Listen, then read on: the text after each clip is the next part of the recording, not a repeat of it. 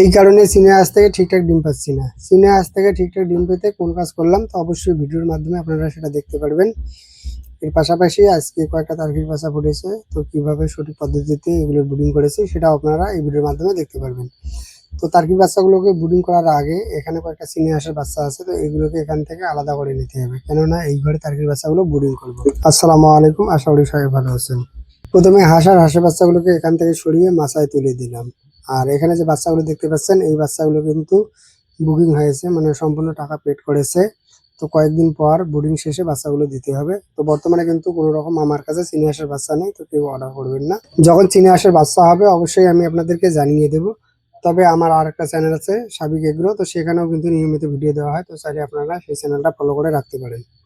এই ঘরে কোয়েল পাখি আর মুরগি না থাকার কারণে এই ঘরে বর্তমানে বাচ্চা ব্রুডিং করা হচ্ছে। তো এখানে যখন আমি রুমটা পরিষ্কার করতেছিলাম, তো তখন একটা টার্কি বাচ্চা পাশের ঘর থেকে এই ঘরে চলে এসে, মূলত টার্কি বাচ্চাটা ছিল হাঁসের ঘরে। তো বুঝতে পারলাম না কিভাবে অত দূর থেকে বাচ্চাটা এই ঘরে চলে আসে। সাধারণত হাঁসের ঘরটা সবসময় বন্ধ থাকে, কেননা এখানে হাঁস মুরগির ডিম বসানো থাকে। তবে আজকে ঘরটা পরিষ্কার করা হয়েছে, হয়তো এর মধ্যে টার্কি বাচ্চাটা বাইরে বের হয়েছে। আর এটা হচ্ছে চীনা হাঁসের ডিম, অনেকদিন পর পেলাম, আলহামদুলিল্লাহ। আর এখানে কয়েকটা মুরগির বাচ্চা আছে, মাশাআল্লাহ অনেকটা বড় হয়েছে। এর পাশাপাশি কিন্তু এখানে দেশি মুরগিকে কয়েকটা দেশি মুরগির ডিম দিয়ে বসানো হয়েছে। ঘর পরিষ্কারের পর আমরা লিটার হিসেবে বালু ব্যবহার করতেছি, আর এই বালু কিন্তু খুব ভালো কাজ করে লিটার হিসেবে।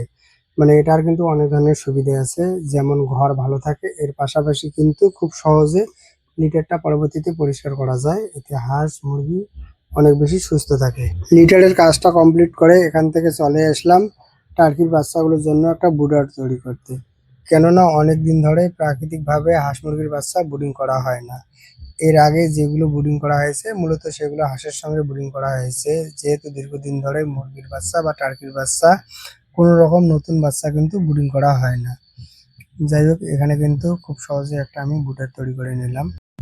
ব্রুডারটা তৈরি করার পর পানির পাত্রটা পরিষ্কার করে নিলাম, কেননা এটা অনেকদিন ধরে ব্যবহার করা হয় না, যেহেতু বাচ্চা কম, তো ছোট পানির পাত্র এখানে ব্যবহার করলাম।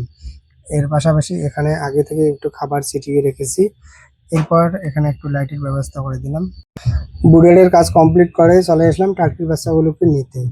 মূলত এখানে ২ ধাপে টার্কির ডিম দেওয়া হয়েছে। ১ম ধাপে কিছু ডিম দেওয়া হয়েছে, এর পাশাপাশি কিন্তু পরের ধাপে কিছু ডিম দেওয়া হয়েছে।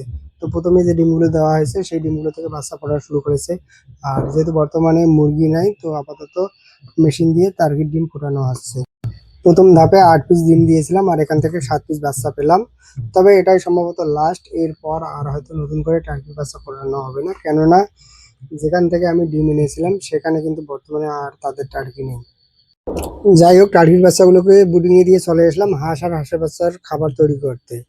আর এখানে দেখতে পাচ্ছেন যে যখন আমি খাবার নিয়ে আসি তো এখানে কি পরিস্থিতি হয়, তো নিশ্চয়ই এটা দেখে বুঝতে পারছেন। আর এখানে কিন্তু চীনা হাঁসগুলো আছে, এর পাশাপাশি মানে যত হাঁসের বাচ্চা আছে সবগুলো কিন্তু এখানে আছে। এখানে সব হাঁস বা হাঁসের বাচ্চাগুলোকে একসঙ্গে রাখার ফলে আমার যে অসুবিধাটা হচ্ছে সেটা হচ্ছে যে মূলত এই চীনা হাঁসগুলোকে নিয়ে অসুবিধাটা হচ্ছে। মূলত চীনা হাঁসগুলো এখানে রাখার ফলে চীনা হাঁসগুলোর কিন্তু খাওয়া দাওয়া ঠিকঠাক হচ্ছে না। চীনা হাঁস কিন্তু খুব আস্তে আস্তে খাবার খায়, এর পাশাপাশি কিন্তু খুব কম খাবার খায়। তো এখানে রাখার ফলে যখন আমি খাবারটা দিই খুব সহজে কিন্তু হাঁসের বাচ্চাগুলো খাবারটা খেয়ে নেয়।